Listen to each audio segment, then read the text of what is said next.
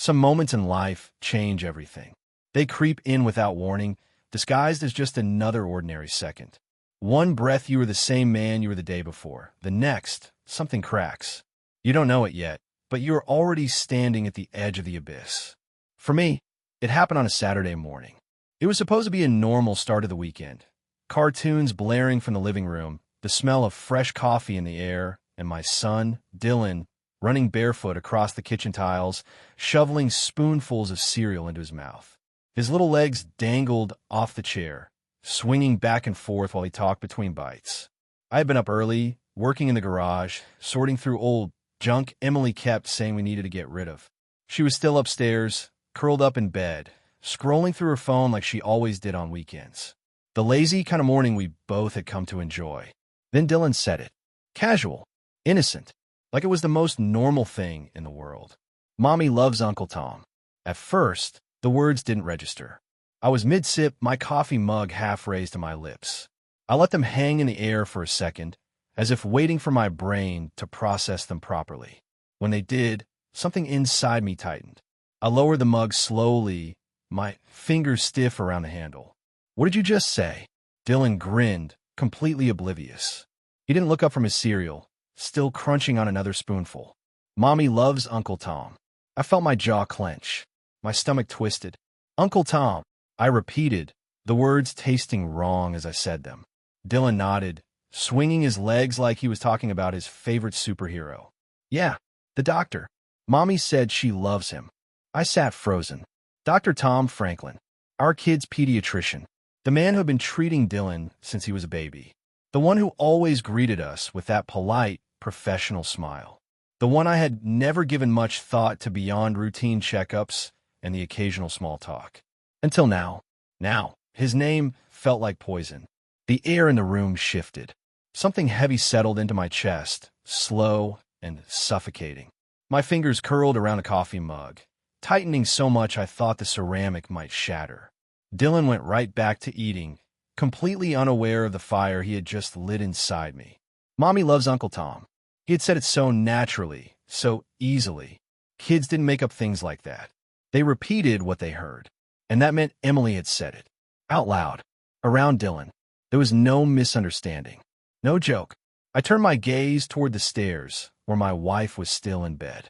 In that moment, every single memory of her, every word, every touch felt like a lie. Emily, the woman I had married, trusted, built a life with, was hiding something. And now I had a name. I should have stormed upstairs right then, grabbed her phone, demanded answers. Should have forced her to say it to my face. But I didn't. Instead, I sat there, watching my son as he scooped another bite of cereal into his mouth, blissfully unaware. And in that silence, something inside me snapped. Emily was about to find out exactly what happens when a wife betrays the one man she should have never crossed.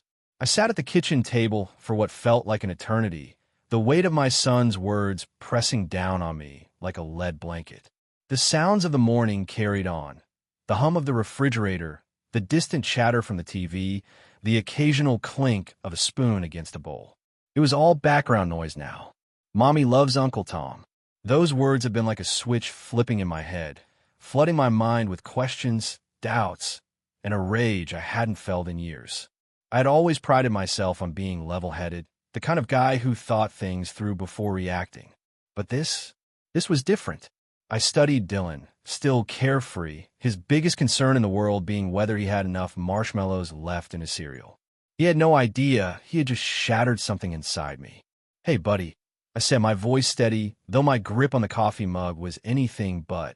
When did Mommy say that? He didn't even look up. I don't know. Something dark slithered into my gut. Was it at the doctor's office? Dylan shrugged, shoving another bite into his mouth. I think so. Then he frowned. No, wait. She said at home, too, when she was talking on the phone. The muscles in my jaw clenched so hard it hurt. Talking on the phone. I stared at the staircase leading up to our bedroom, my mind racing. Emily had been saying it here. In our house. Right under my nose. The thing about betrayal is that it doesn't just hit you all at once. It seeps in slowly, infecting everything. Every memory suddenly feels tainted. Every moment replaying in your head turns into a clue you should have caught. How many times had she smiled at me, kissed me, laughed at something I said, while secretly thinking about him? And not just some random guy. No, our son's pediatrician. A man who had seen me and Emily together countless times. Who had shaken my hand, looked me in the eye, and given me that friendly, respectable nod. The realization made my stomach churn. I pushed back from the table, the chair scraping loudly against the floor. Dylan finally looked up, startled. "Where you going, Daddy?" "Just upstairs for a second, bud," I said, forcing my voice to stay even. "You finish your breakfast, okay?" He nodded, already returning his attention to his cartoon, completely unaware that his words had sent his father into a storm of fury. I took the stairs 2 at a time, my pulse pounding in my ears. I wasn't thinking, or maybe I was thinking too much. My mind was racing through every interaction, every moment where things suddenly made sense. Emily's sudden need for self-care days. Her extra effort into looking good, even when she wasn't going anywhere. The time she'd been too tired for me, but never seemed too tired for long nights texting on her phone. I had been blind. Willingly, pathetically blind. I reached our bedroom door and pushed it open without knocking. Emily was still in bed, propped up against the pillows, her phone in her hand. Her long, dark hair was a mess from sleep, and she was wearing that oversized sweater she always claimed was comfortable. For a second, she looked like the woman I married, familiar, warm, someone I'd built a life with. But that second passed quickly. She looked up at me, eyes still heavy with sleep, and gave me a sleepy smile. "Hey, babe, you're up early." I didn't return the smile. "Who the hell is Uncle Tom?" The change in her expression was instant. She blinked, clearly caught off guard. "What? Uncle Tom?" I let the words hang in the air between us. Dylan said Mommy loves Uncle Tom. She sat up straighter, her fingers tightening around her phone. There it was. The first tell. "Honey, what are you talking about?" I stepped closer, my fists curling at my sides. Dylan just said it, right at the breakfast table. He said, "Mommy loves Uncle Tom." And you know what? He sounded pretty damn sure about it. Her lips parted slightly, her brain scrambling for a way out. I could almost see the gears turning. And then it came. The first excuse. She let out a nervous laugh and shook her head. "Oh my God, are you serious? He's just a kid. He probably misheard something. You know how he gets things mixed up." It was a decent attempt. If I had been a different man, one who hadn't just had a gut-wrenching revelation over morning coffee, I might have let it slide. But I wasn't that man anymore. I took another step forward, my eyes locked onto hers. "Mixed up, huh? So tell me, Emily, what exactly did he mix up?" Because he sounded pretty damn confident when he said it. Her fingers twitched around her phone. I could see the panic creeping in now, tightening around her throat. "He's just being silly," she insisted, her voice higher now, forced. "I mean, come on, you really think I—" She let out a nervous laugh, shaking her head like the idea was ridiculous. Like I was crazy for even entertaining it. But she wasn't laughing with her eyes. And that's when I knew. It wasn't just a misunderstanding. It wasn't Dylan making things up. It was real. Something inside me snapped. My whole body tensed, rage bubbling up so fast and hard that I had to clench my fist to keep from putting them through the nearest wall. She saw the change in my face, and for the first time, fear flickered in her eyes. She opened her mouth, probably to throw another excuse my way, but I was done listening. I wasn't going to be the fool in this story. Not anymore. The bedroom felt smaller now, suffocating. The moment those words left my mouth, her entire demeanor shifted. I saw it happen in real time. The way her breath caught in her throat, the way her fingers tensed around her phone like it was a lifeline, like she had just been cornered. There was no mistaking that look. Guilt. She could have played it off better, laughed it off more convincingly, maybe even thrown in some fake outrage. Like, how dare I accuse her of something so ridiculous? But she didn't, because she knew. She knew there was nowhere to run. I took another step forward, the floor creaking beneath my weight. "Go on, Emily. Explain it to me. Explain why our son is telling me that his mother loves Uncle Tom." She shook her head quickly, her hair falling over her face as she forced out a weak, breathless laugh. God, I can't believe this. You're seriously getting worked up over something a 5-year-old said?" I didn't blink, didn't move, just stared. That's the thing about liars. They hate silence. They'll do anything to fill it, to control it, because the moment they stop talking, the weight of the truth presses down on them. And Emily? She was suffocating. Come on, she tried again, waving her hand dismissively, like this was nothing. I probably just said something innocent, and he took it the wrong way. You know how kids get things mixed up. There was again, the same excuse. I let out a slow, measured breath, forcing down the rage that threatened to rip through me. Oh yeah, I tilted my head. And when exactly did you innocently tell someone you love them? She swallowed hard. I saw her realizing it now. She hadn't thought about that part. Hadn't thought about how her words, whatever they were, would come back to haunt her through the innocent voice of our own child. You're being crazy, she said quickly, her tone sharper now. Defensive. This is insane, okay? You seriously think, what? That I'm having an affair with Dylan's pediatrician? Do you even hear yourself? My hands curled into fists at my sides. Yeah, Emily, I said, my voice dangerously calm. I do. That was the first time her fake confidence cracked. For the first time, she looked scared. Because I wasn't asking anymore. I wasn't sitting here trying to figure out if I was overreacting. I wasn't giving her the benefit of the doubt. I knew, and she knew I knew. She opened her mouth, probably to spin some last-minute web of lies. But I cut her off before she could even start. Give me your phone. Her body visibly stiffened. That reaction, that single second of hesitation, it told me everything. If there was nothing to hide, she would have tossed it at me without a second thought. Hell, she would have demanded that I look at it to prove me wrong. But she didn't move. Instead, she did the worst thing she could have possibly done. She pulled the phone closer to her chest. My stomach turned. My muscles tensed. My vision blurred with rage. Emily. My voice dropped lower. Dangerously lower. Give me the damn phone. You're being ridiculous, she snapped, her breathing shallow now. This isn't how you handle things. You don't just demand my phone like some jealous psycho. I could feel my pulse hammering behind my skull. She was stalling, buying time, probably trying to figure out if she could delete something before I got my hands on it. Probably wondering if she could still talk her way out of this. She had no idea. There was no talking her way out of this. I reached forward faster than she expected, grabbing at the phone, my fingers grazing the screen, but she was already scrambling away, twisting to the side of the bed, clutching it like her life depended on it. That told me everything I needed to know. She wasn't protecting her privacy. She wasn't defending some principle. She was hiding something, and I was going to find out exactly what it was. She shot up from the bed, wild-eyed, holding the phone behind her back. You need to calm down, she practically shouted. This is insane. You don't get to just take my phone like that. I exhaled slowly, forcing myself to stay grounded. You have 3 seconds, I said flatly. She blinked, breath hitching. What? 3 seconds, I repeated. You either put that phone in my hand, or I swear to God, Emily, I will walk out that door, drive straight to Dr. Franklin's office, and ask him myself. Her face drained of all color. That did it, because she knew what that meant. She knew that if I walked into that office, if I confronted him face to face, he wouldn't be able to hide it. She knew that whatever little secret she'd been keeping, it would be out, completely, forever. Her lips parted, her breathing shaky. I could see the tears building in her eyes now, not the kind that came from hurt, but from panic. And right then I knew.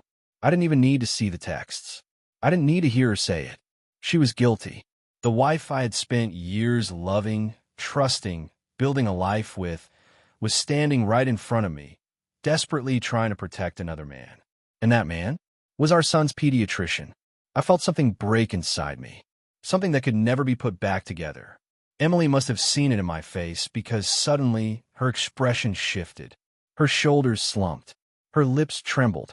And then, the most predictable thing in the world happened. She finally whispered, "It's not what you think." The oldest line in the book. I almost laughed, but I didn't. Instead, I took a slow step back, shaking my head.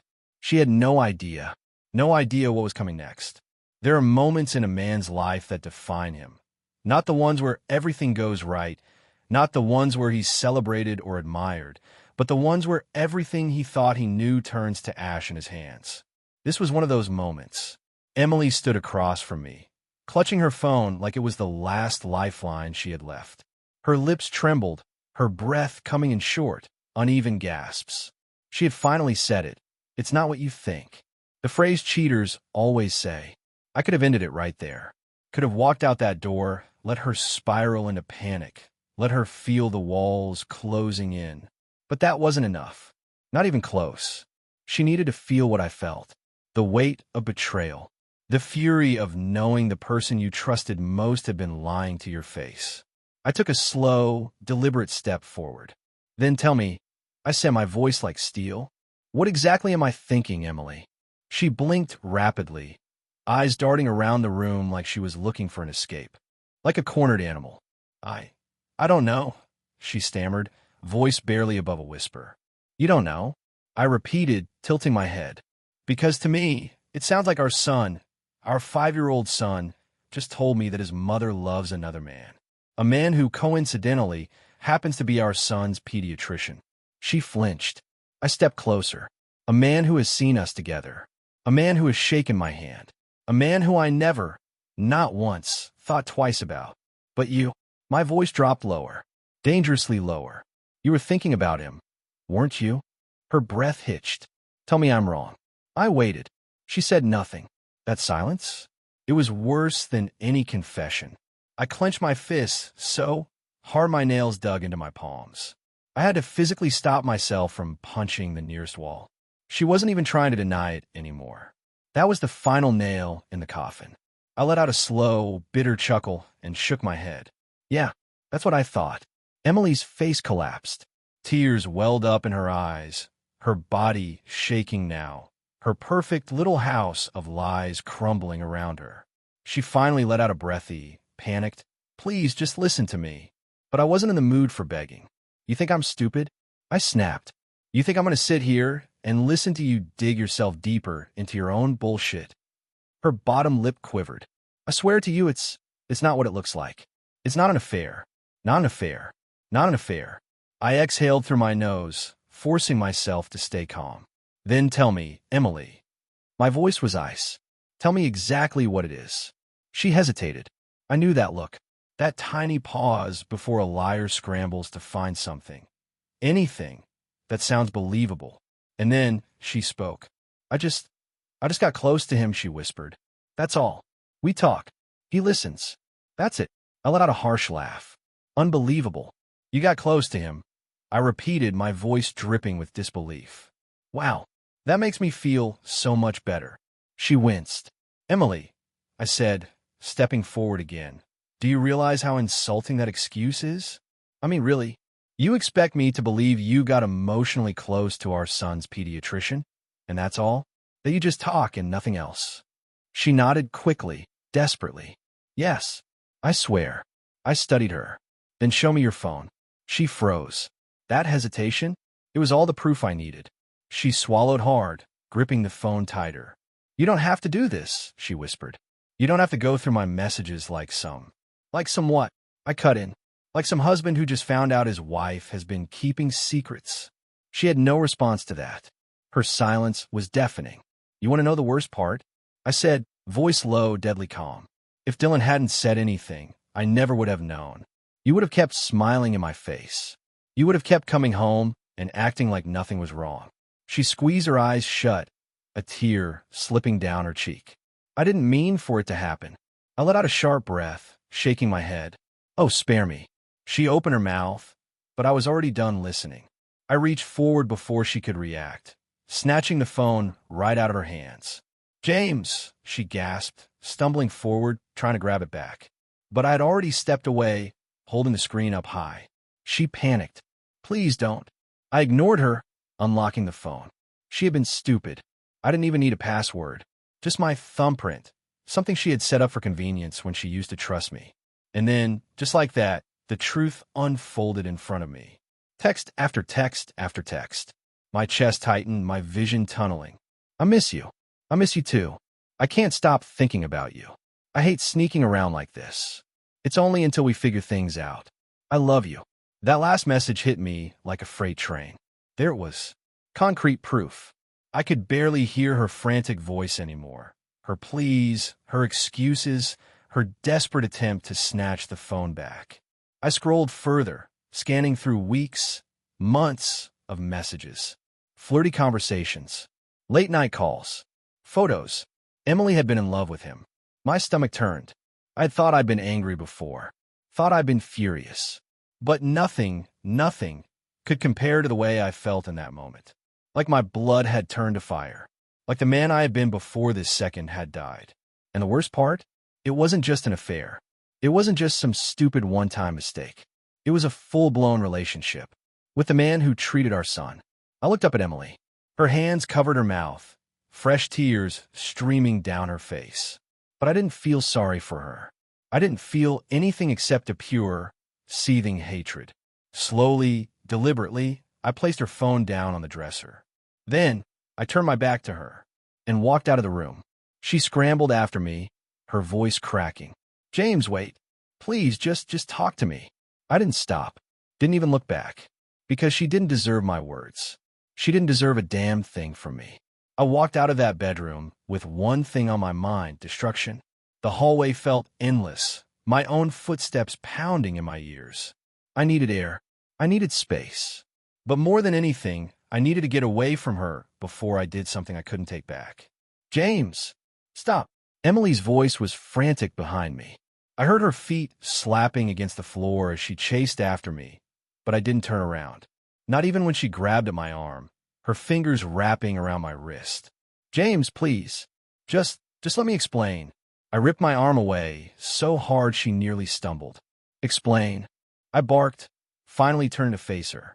"Oh, I think you've done enough explaining, Emily." She stood there, hair a mess, eyes red from crying, her sweater slipping off one shoulder. She looked small, weak, but I wasn't falling for that.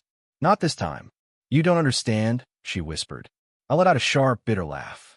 "Oh, I understand just fine. You've been lying to me for months. You told another man you love him. And that man," I let the words drip with venom, "happens to be our son's pediatrician." Her face crumpled. "You want me to believe it wasn't what I think?" I took a step closer, lowering my voice. "Then why the hell do you have months' worth of messages telling me otherwise?" She opened her mouth, then shut it. Because there was nothing she could say. Nothing could undo the fact that I had read every word. That I had seen the proof with my own damn eyes. Her breathing was shaky now. I never meant for this to happen. I clenched my jaw tightly. "You didn't mean for it to happen?" My voice was dangerously quiet. "So you just accidentally fell onto your phone and texted your love to another man? Accidentally told him you miss him? Accidentally snuck around behind my back?" She flinched like I had slapped her. I leaned in just a little closer, my eyes locking onto hers. "Tell me, Emily, did you accidentally sleep with him, too?" Her entire body shook.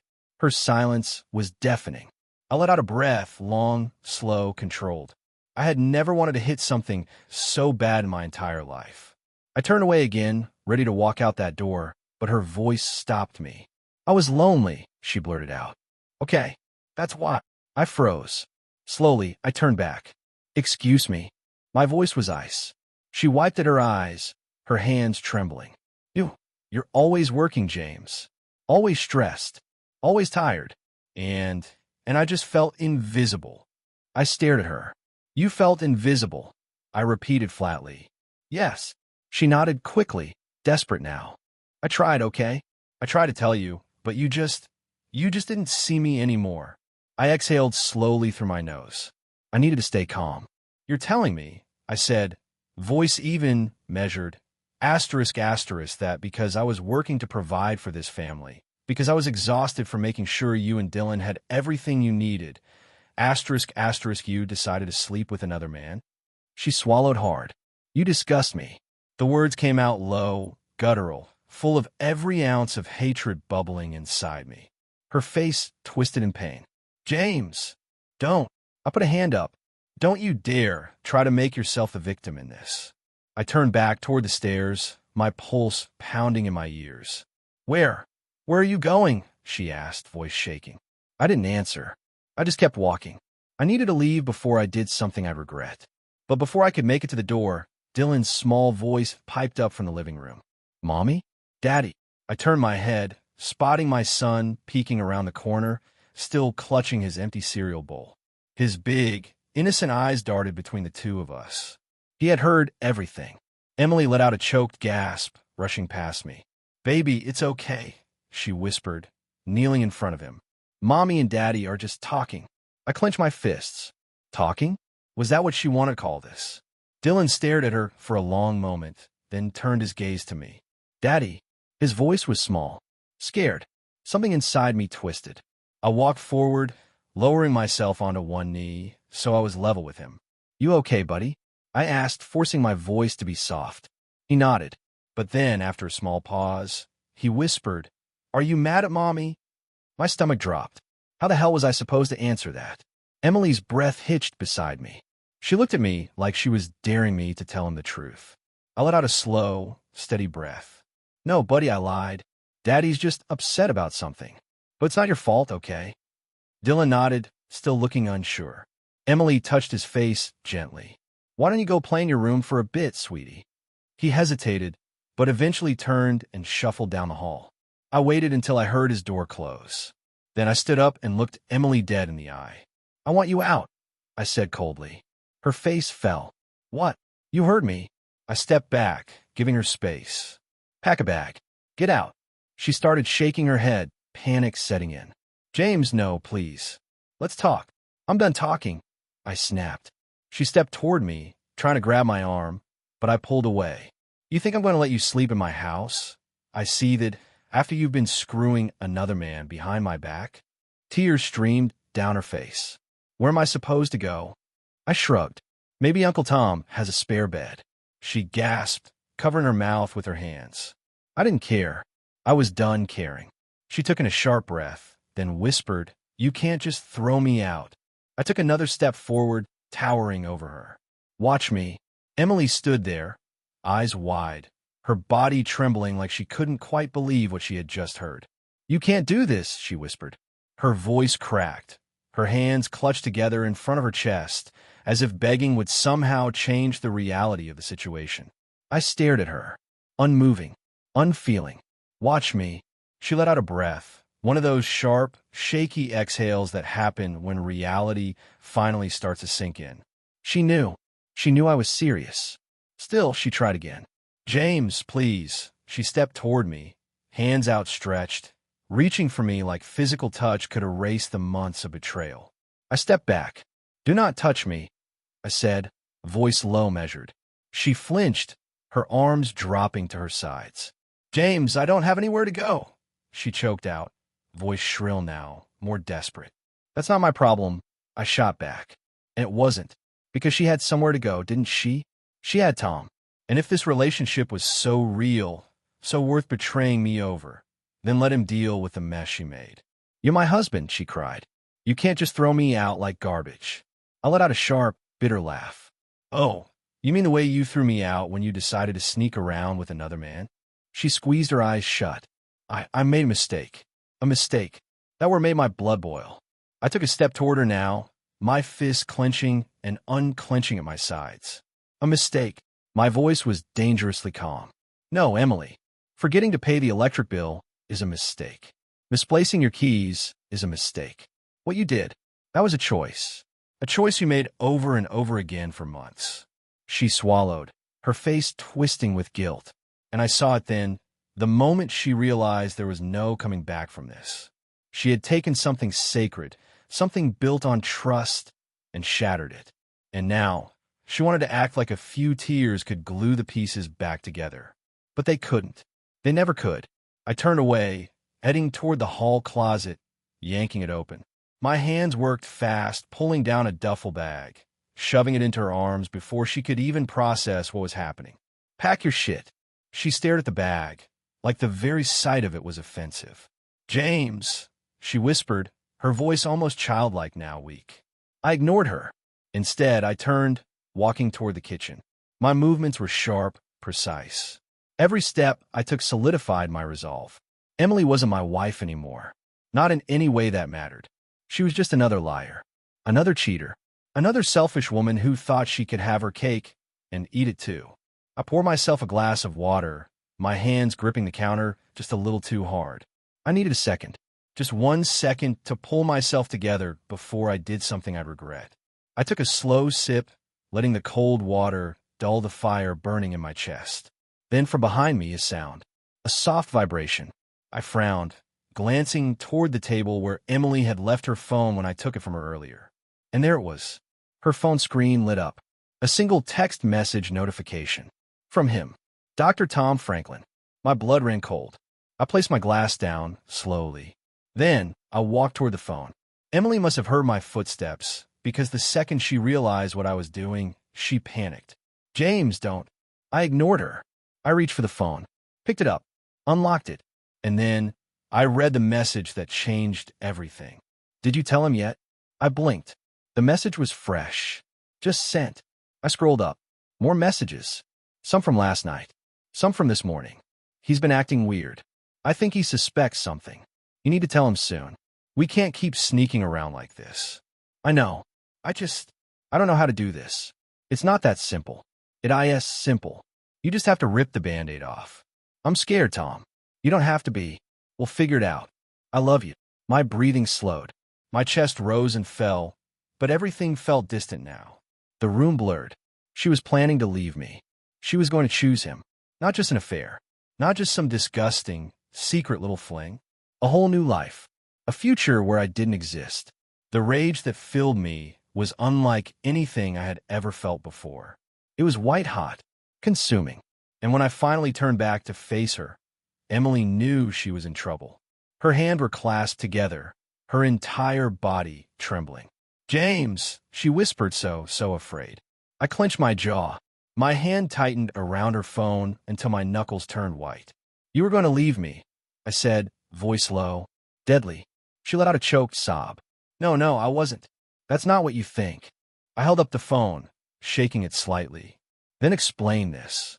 She couldn't, because there was no explanation. No more excuses. No more lies. Just cold, hard proof of what she had been planning behind my back. I took a step toward her, my eyes never leaving hers. You were going to rip this family apart, I said, voice thick with disgust. And you were too much of a coward to even tell me to my face. Emily let out a broken sound, something between a sob and a gasp. I didn't mean... You didn't mean for me to find out this way, I corrected.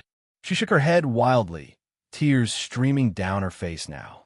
Please, I swear I was confused. I didn't know what to do. I laughed, a sharp, bitter sound. You knew exactly what you were doing, Emily. She opened her mouth, but I was already done.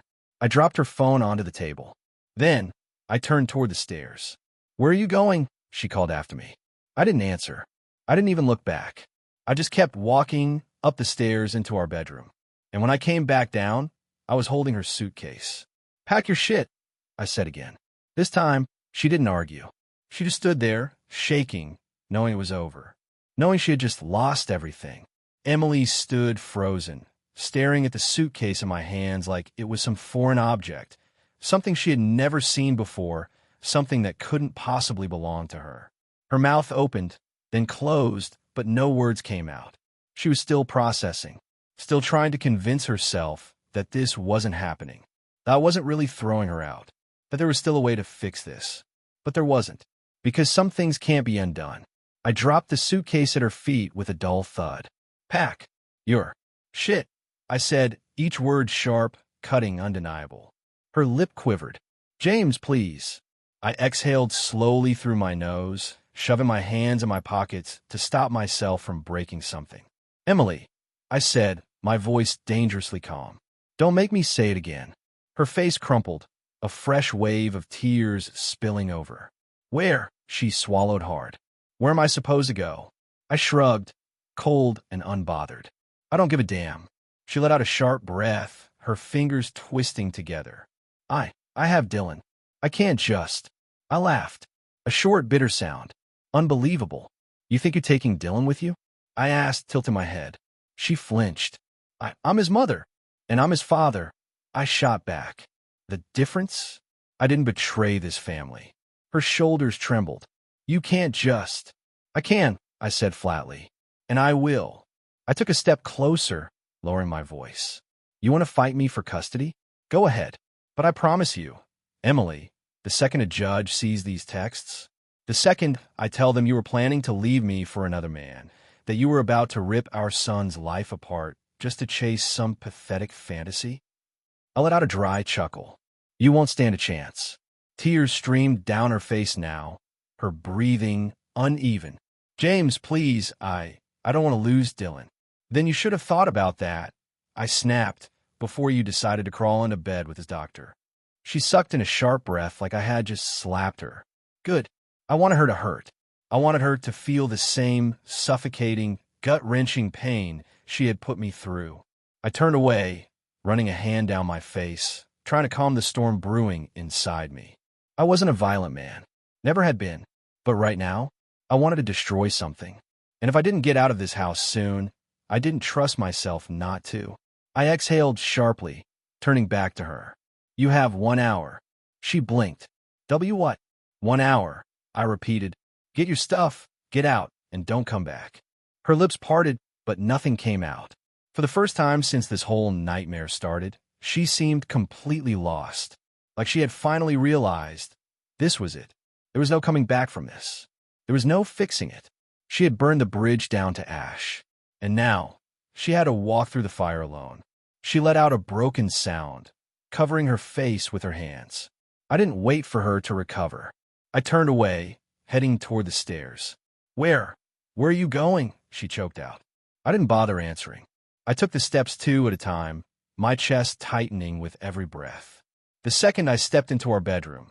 No, my bedroom now. I shut the door behind me, bracing my hand against the dresser. I needed a second to breathe, to remind myself that this was real, that my wife, the woman I had spent years loving, trusting, building a future with, had been ready to leave me behind like I was nothing, like I was just a stepping stone to the next phase of her life. I let out a shaky breath, squeezing my eyes shut. I should have seen the signs, the late nights, the extra effort into her appearance, the way she used to look at me with warmth, then suddenly started looking through me instead. I've been a damn fool. And the worst part? Our son was caught in the middle.